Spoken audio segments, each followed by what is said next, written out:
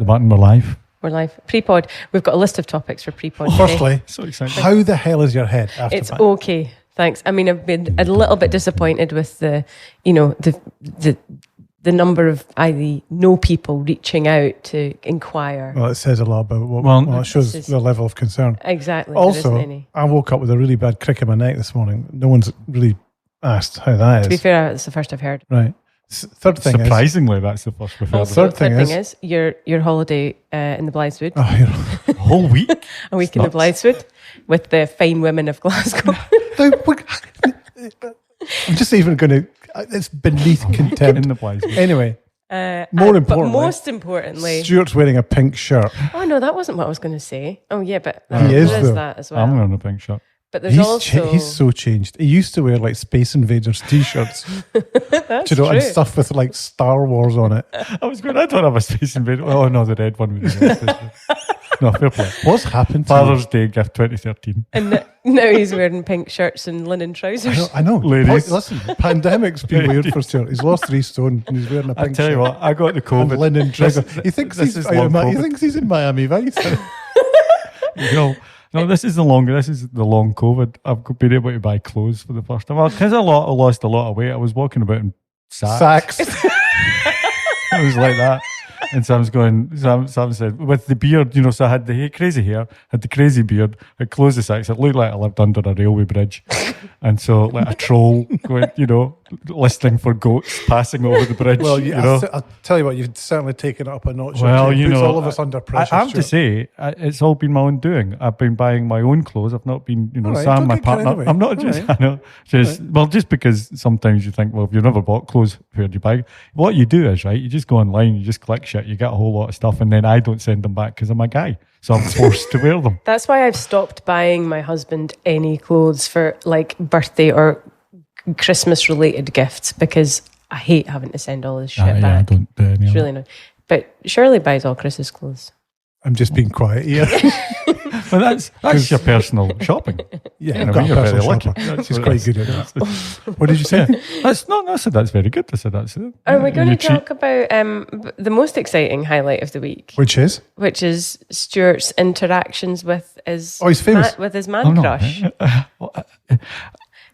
Well, I wouldn't say A. I wouldn't say I'm famous. And B. Although I was on But a it course, is your so but it is your man crush. I'm quite excited. I was quite excited. I was on a Section 4 brand sprint, which is Professor Scott Galloway's thing, and it turns out there's 1,500 Americans on it. And Well, no, one that's not Scotsman. true. I mean, yeah, and I have a distinctive asset, which is this. That's my distinctive asset. And so there, and Professor Galloway has got a Being Scottish father. himself. Yes, well, his father's Galloway. Scottish. Then, yeah, that's a clue. The most American Scot ever, if he is. Yeah, and then he kind of called out and asked where I was from, and then he's going to buy some Ranger stock, and he's You're going going to to be on. football? What I'll do is I'll splice in. Oh. I can splice in the thing. Scott Although it's Galloway. at the same Yeah. time, it's a very. It was Stuart, very nice. he's I was we quite don't want- excited. Stuart, listen, we don't he's want going to- to be so disappointed in you when he finds out that you don't even really know what football is and you're all about the Correct. theatre. I'm all Correct. about the theatre. A theatre. No, he probably will like that. But listen, we don't want to Well, bleed listen- listeners to Scott Galloway. No, and but listen, Prodigy. let me we, tell you. we want to keep him right here. I've Like actually the got a pink story. shirted- I've got a story of that overlaps both theatre and Rangers. All right. So years ago, there was a terrible thing called the Rangers story, and what it was Can I just interrupt? yeah, How long will this take? a couple of minutes, Right. And so, it's longer if you keep fucking interrupting. But the kind of thing is, so there was a thing called the Rangers story, which was a theatre production that was going to be at the King's Theatre, and as they did as part of the in-depth research, the company of actors went round Ibrox. Now, the company it was more a drinking company with a theatre problem than any kind of proper kind of intelligent kind of artistic RSC thing. It was basically just guys who needed their tax bill paid. And so, they were all these lobbies were getting shown around Ibrox. And there was the wee kind of toady guy who was kind of going, and now this is the office of Walter Smith, and in this room such players have been signed, and they're all right, okay, next. Then they go, you're now standing on the hallowed turf of Ibrox, and the next thing. They went into the trophy. They've got this huge corridor before you go into the trophy room with lots of pictures. And again, this is the winning team of the 1932 Cup final. And then the other one went, and this is a picture of when the King visited Ibrox, and wee Ronnie Latham, the King? I didn't know Elvis played Glasgow.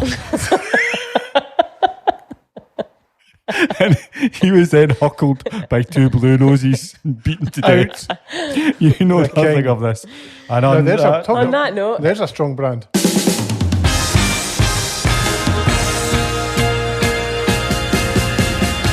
Welcome to the Good Roundup. Good is a brand consultancy. We're here in the UK, and I am here, Stuart Steele, and I am joined. Pink-shirted Stuart Steele is here with Chris Lumsden. We get the bless with hi. And Julie Murdoch. Hi there. Her heed's all better. And today's topic of the podcast is, well, it's controversial. And it's based on an article that Mr. Chris Lumsden, wrote on our blog with and it's a bit of a rant, isn't it? Well, I would say it is a bit of a rant. Well, it's kind of, but I understand where it's coming from. And it's got the provocative title of Sustainability is killing branding or brands. That's not the title. Sorry. But, what is the title? Sustainability is damaging brands, right. But close enough. Yeah, very good. So there we go. So Chris, what motivated you to write this article? Well, now that COVID's over, right, I think it's the next thing that brands are panicking about and leaning into and getting involved in. And it's been around for a while, but I think really now it's gripping, and lots of brands, and we're seeing it all the time, brands wanting to incorporate sustainability into their story or comms or brand or whatever it is, and they're getting themselves tied in a knot, working out how to do it. So I think, even this week we've been on calls where this conversation's come up.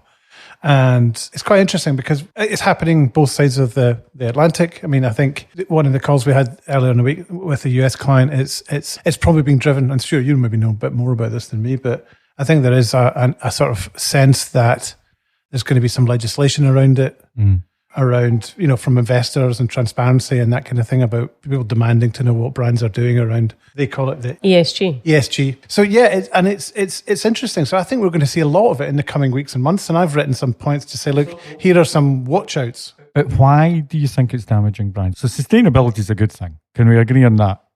Yes. Right. So why is it damaging Because brands? I think what's happening is it's taking their eyes coming off the ball, and they're becoming sort of unmoored from their real or original purpose, and they chase the sustainability kind of narrative instead of doubling down on their own product or service narrative. And I think it's dangerous because it's seductive. And so I think they're losing a bit of focus, and ultimately will end up in a sea of sameness and bleed value. So I think it's important to double down and understand where you're from and what makes you before you start havering on about your sustainability. Well, I've heard you say a lot over the last wee while, you need to remember you're not a sustainability brand. And that's to your point, I suppose, about understanding where that message fits as part of a broader architecture, messaging hierarchies or whatever. Yeah, you're not an energy company or whatever, and you're not making sustainable energy. You're making a product or a service, and you happen to have very strong beliefs around how that product or service is produced or made. And that's where you can lean into sustainability, right? To kind of kick this off, why do you think this has happened? Why do you think that suddenly brands are firing into sustainability so heavily? Which kind of leads you into your first point, Chris. I think there's their sense that from not just their consumer point of view, but there's going to be legislation around this, and their customers are demanding this within their supply chain. So I think it's just we might as well get on with it. I think so there are a number of watch outs. I think I've got about 5. Right. So I think the first one, if I could be so bold as to suggest that, I think one of the mistakes that is made is that people lean into this stuff and think that it's a differentiator for them. And you, Stuart, this week even we're saying, look, it's just not. Everyone's doing it. It's a sea of sameness. So it's a box that does get ticked. So it's not really the differentiator people want it to be. It might feel quite satisfying to celebrate it, but it doesn't make you hugely different. And it's just greenwash 2.0, that greenwash used to be about stuff like recycling symbols, but now it's much more kind of, central to the brand and the purpose, perhaps mistakenly so, as I said. And it's gone a bit deeper. So you can read about all of these things, roads to net zero, sustainability policies, commitments to reduction and all this kind of stuff. They all kind of sound very similar. So I think that it's not a differentiator. I think it's a ticket to the game. Yeah, and I think they're going, what you see if you've got a picture of trees and a blue sky, you slap that on, and I think that's what it becomes. The naivety around the visual metaphors, and that's what makes it difficult and challenging, because suddenly you start seeing that even visually you're not, and then the messaging all kind of it needs to mature away from that very naive, suggestive, these metaphors which have sustained the sector for, I think, a decade, but it's now moving much deeper than that, I think. But I think I can understand why brands will shift some of their focus to talk around sustainability when you think about how sharply it's been brought into focus with all the, over the last number of years, and probably even more so over the last year with the impact of COVID, that the kind of the awareness of the broader population of the impact on everything from fast fashion to whatever that it has on the planet, that broader issue of sustainability has become much more, it's moved much further up the agenda. And like you say, the expected legislation around that. So you can see why brands are needing to find a way to talk about it, and find a way to talk about it in a way that's, I guess that's the point, find a way to talk about it in a way that is relevant to your business, and don't get so distracted by it that the product or service, your core product or service and purpose becomes secondary. Yeah, I'd agree with that. And I think the interesting thing when you're starting to look at the category is that it is quite a difficult category to get your head around, and it's kind of full of buzzwords and everything else, to the point where I just think you suddenly as a consumer start to float above it, and you go, are you sustainable? Yes. I think then the depth about how sustainable you are becomes a bit woolly, because it's hard work, and as it should be, because it's difficult. There's a big shift in this, and it's hard to implement. This taps into some of the anxieties that clients have around it about, how many times do we say to them, it's fine to declare you're on a journey. It's not a light switch that's on and off, and you measure yourself against yourself, and that's fair, and that's honest. Because one of the small brand, the cleaning products, and they're I think it's eco-friendly cleaning products essentially. But it's interesting when you look at, even although they're a brand that's rooted in production of, or rooted in sustainability and rooted in eco-friendly products, they still talk about convenience and price as at that top tier of kind of in terms of customer benefits. But your point about, it's okay to say you're on a journey, even they say we're a champion of plastic free and fully recyclable packaging where possible, and where we can't do that, we'll do X, Y, or Z. And I think because no one can be all of these things all the time. Yeah, you can't, and it's kind of giving yourself permission to say, this is what the journey looks like for our business, and we're on a path, and we're going to get some things wrong, or it prevents the virtue signaling stuff about saying you're perfect and then getting caught dumping plastic. And that's back to the values thing, isn't it? It's like, is it credible? Are you in a position where at the moment you can credibly claim to have a sustainability policy that's has any depth to it? And I think that's where brands trip themselves up. 100%. But there is a nervousness also around investors, because you're seeing a lot of kind of investors come in and going, what is your policy? And we've seen that over the last few years. And that's a mandatory now, isn't it? Yeah, we've seen a lot of that with the B2B clients that you've got, and if it's not there, so a lot of them are trying to get ahead rather than asking, they're pushing it harder. Yeah, and that's why they want to make it explicit very quickly, and it causes trouble for the brand. Because then you get the pictures of the pine trees. And you get the logos. There you go. Here we go. Pine trees out. Get the pine trees out, son. And I think, so the second point leads me on to say that the cruel reality is, I think, perhaps, consumers don't care, or don't care that much. And that's true about lots of things. So, there's a difference between what they say, what they do, and what they say they do, right? So you stop people in the street and ask them, do you care about the environment? And they'll say, of course they do. But if you go on and track the way they behave and how they spend, then they behave slightly differently. So I think companies get themselves tied up in this knot as well, which is like, it's really important to our customer base. Now, I accept the investor base is a different thing, but so they start to make claims that are probably at too high a level. The reality is consumers want ease, they want frictionless, hassle-free experiences. And if the brand is also doing something good for the environment at the same time, then great. That acts as a tiebreaker, I think.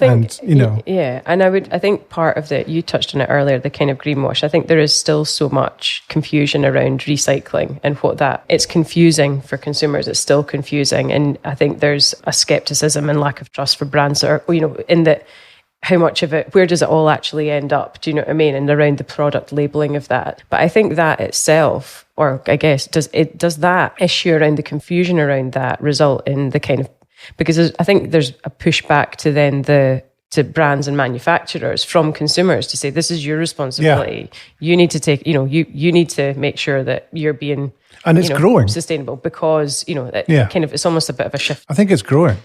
You're right. I mean, I'm not saying that there aren't groups of consumers and companies for whom it is much, much more and it's deeper and people do behave that way. But I think still it's quite niche, but for now, but it's growing.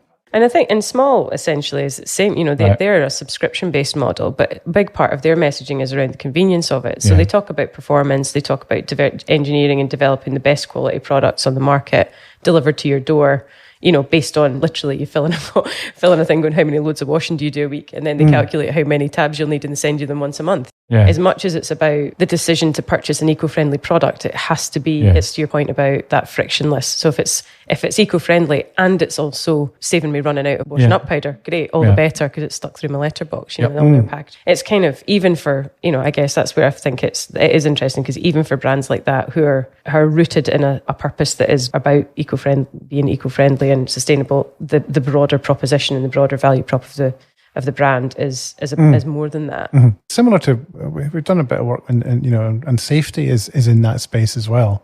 It comes, there's, judgment. It's important, but it's not the core of the brand. Yeah.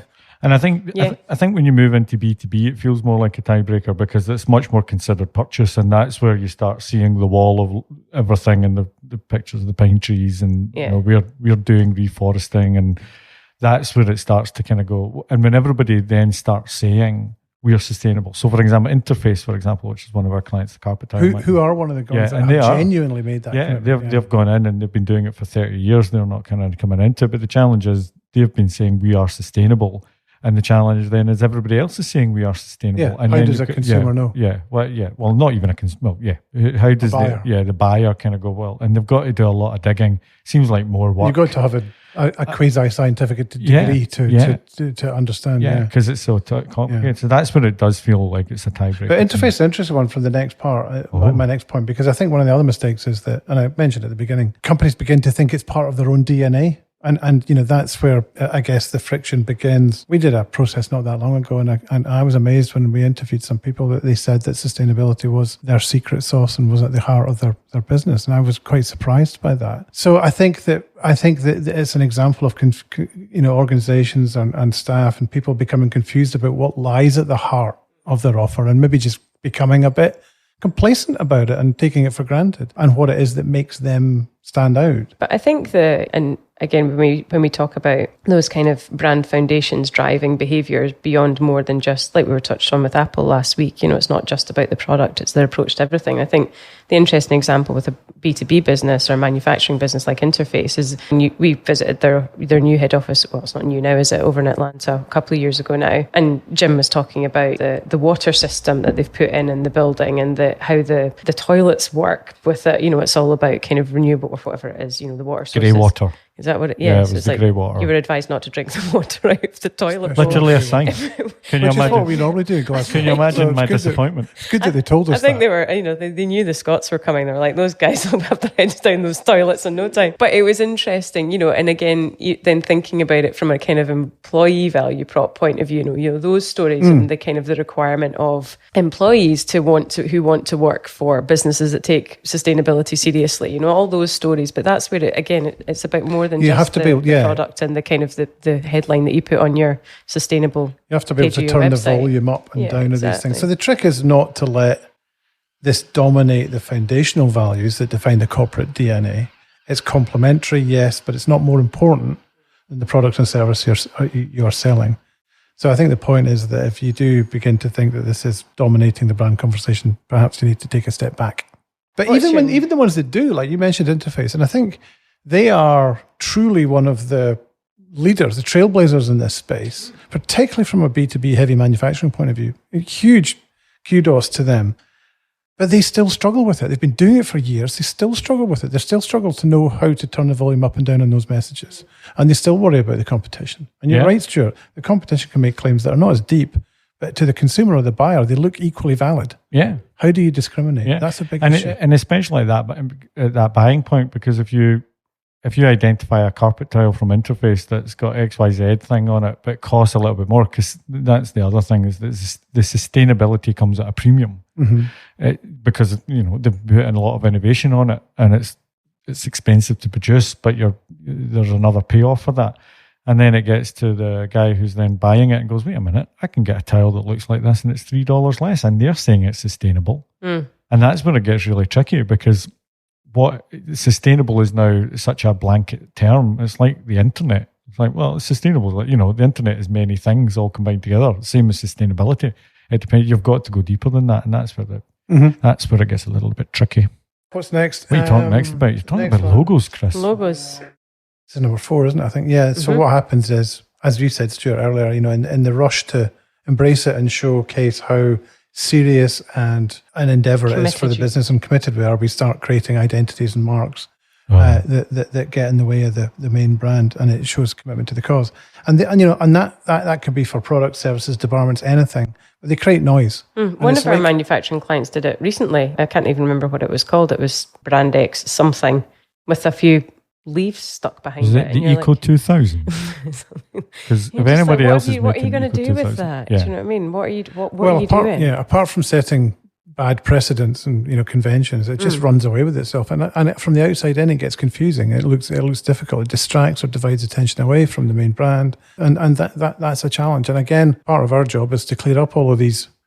It's like clearing up plastic from the oceans. It's clearing up sustainability logos from corporate architecture. Yeah, because there are too many of them. The challenge with that, if I were to be the challenge I've got on that, and not that of course not that I disagree, but you can understand the road to hell being paved with good intentions. You know why that's come about, because they're proud of it and they want to shout out about it, and they're actually taking it so seriously. They're slapping a logo with leaves on a product. We've got one client that's actually made up a word to kind of get there, and the problem with the making up a word is that you've got to then explain the word, and the word it explains is actually sustainability, and that's where it gets confusing. But I can understand the motivation behind it, because you're wanting to really show your depth of commitment to this. No, but I sometimes think the opposite, that actually if we stick a logo on it, it'll make it look like we're serious, as opposed to actually challenging yourself to put together a robust sustainability position. Do you know what I mean? It's absolutely. Like we're just put a logo on this. I am hoping in this made up example that they've got that behind it, and I think that's even more. I'm not saying they do, but I'm just saying I would hope that they do. But what's driving that is then they're so proud of it that they want to badge it, and that can be. I can understand the instinct. So would you never do it? Would you say? You're right, and I agree with both of you. I mean, I think Julie's right as well. I think sometimes it's almost a sort of impatiently naive solution to a problem, rather than saying, right, this is the strategy and the long-term plan, the direction. Let's fully integrate this into the fabric of what we do properly, and don't need logos and buzzwords to do that. We can do that by demonstrating our own behaviour and commitment. But I've never seen it. In branding, you never say never. But there may well be room and time to do that. But I think we would counsel caution around creating suites of things, because one brings two, brings three, and all of a sudden, from the outside in, it's what am I looking at? So it has to be done within a very carefully kind of considered strategic context, I would say. And I think to your point, Joel, which I totally agree with, please don't think I was disagreeing, or even, but it's that thing where what we would say is that's your grand statement, badging that with a logo. We would be then kind of going again, can you show us all the proof points? And that's where the weakness kind of goes, well, we recycle our boxes that we send our big machines out bins out the back there, shall we do? We switch the lights off when we leave it. The lights, we never we don't. Let's be honest. Well, I always do. And I think that leads on to, the last thing is about, and you, again, it was mentioned earlier, is about simplicity. So sometimes, you're in it and you can get out of it and you're going to have to talk about it. And again, I think if you do, make it as simple and as accessible as possible, because the subject area, the subject matter, as you hinted at, Stuart, is once you scratch that surface, it's actually very technical very quickly. And very few people have the wherewithal and can be bothered to try and understand it. So, and I was interested in researching this. There was a piece of research came out from the UK government's public attitudes tracker around some of those terms that are being thrown around that companies just seem to have embraced on the assumption that we all know what they're talking about. But things like nearly, almost 70% of people don't know what carbon capture is. That's huge. They don't know what it is. So if you're talking about it, you're going to have to explain it. Equally, more than half of UK adults hadn't heard of or don't know anything about net zero. So net zero seems to be an accepted narrative or course of action for lots of businesses. So I think the advice from that report was, look, if you're going to talk about these things, use simple phrases like we're embracing recycling or we're doing what we can to reduce emissions. Yeah. That works. Well, and it's interesting because it's similar to, it's not a million miles away from what we touched on last week with regards to technology and the language, Stuart's example of Apple, where the M1 chip, the description of that on the homepage is, the language that they use is really accessible and really easy. And I think the same applies here. And I know it's a B2C example, but Allbirds, which is, a brand that's been built on sustainability, even the language they use on their homepage, light on your feet, light on the planet, break a sweat, made for nature, from nature, for nature, or whatever. It's like even moving us, taking it back a notch from the detail around what sustainability means. Even when you're talking about it from a brand perspective, the language, the simpler the language, the more effective it's going to be. And I think it's kind of the same principle as how we talk about the language around technology. Just be careful. Yeah. Yeah. And never assume, take what you think consumers or customers understand about it, cut it by 50% and then use language based on that. Yeah, because I think we've also had that challenge with carbon negative and carbon positive. Oh, yeah, incredibly. Because it's like negative is actually not negative. And actually, since the time of doing that project, I've flipped them in my head and I'm confused. And we've actively tried to understand that. Yeah. And it's just one of these, because there's so much, and it keeps changing, and it's very much, as you said earlier on, Chris, in the zeitgeist of trends, and it's very complicated. And as you said, we've been involved in it and trying to get it back. And it is, to your point, Julie, just trying to make it as simple as possible. Give depth. It's not that it's not like you're hiding the depth from it. Allow people to explore that depth, but at least make the opening invitation to find out about that depth as simple as possible, and then take it all the way down. Yeah. And also, because at the end of the day, like Chris said, you said at the start, don't overestimate how much people actually care when push comes to shove. So make it easy to understand at the top level. And if they want to be arsed about reading 3 pages of content about your approach, all your sustainability initiatives, then make sure that the depth is there. Yeah, absolutely. So that's it. Sustainability is more likely to be complementary to your brand comms than integral. My favourite line, it's a side salad, not the main course. Oh, that's beautiful. I mean, you're a wordsmith. Genius. Love that. You're like a young John That's going to be the title for the sustainability side salad. That's going to be the title for that pod. No, it's not. Why not? Because right, let's break that down. Sustainability is the side salad. So are we doing a food podcast? He's now being serious. Are we doing a food podcast? Well, I think this is what you call taking a bit of your own advice. What would you say if a client came to you with that suggestion? Physician, heal thyself. Quite right. I apologise. You're welcome. Now just don't do it again. It was like with the Apple podcast, there was a lot of chat about, will we do a pun? I went, no, let's just call it Apple brand lessons, right? It's just Apple brand lessons. So sustainability brand lessons. No, well, yeah, you could call it that. That's maybe or not. I not quite like sustainability is damaging brands. Hey, and I'm not saying I'm right. It's just mostly this is my view. You guys are kind of on board and disagree with some. No, I don't know. I agree with it. Listen, we just sent something over to a client where we sent 5 LinkedIn pictures that all looked the same and had the same message, and they all said the same thing, like we're sustainable at AF. And this is a brand that talks about sustainability being one of their key pillars. It's like, it would, by the looks of things, it's also the key pillar of your closest competitor. So that's when it becomes, as your point, Chris, it becomes a tiebreaker at best. Yeah. And it's kind of going, well, pick your colour of pine tree, because that's what you're really going to be basing it on, because we're as sustainable is, and we're doing reforesting, and it just becomes then a tiebreaker. But that was good, Chris. Short and sharp. I like Chris, it. You're a brand guru. Yeah, I'm a brand guru. I try. And it's been so nice to see you both. Until next week, where Julie will be the brand guru. I'm on holiday next week. Stuart will be the brand guru. Okay. And it may sound as if we're in a garden, but we've had the windows open because we're in the Glasgow 3-day summer season. So it's tropical. We've reached the 20 plus degrees. So it's we're only 70% cloud cover. So that's no global warming here. No. Brilliant. Thanks very much. Bye.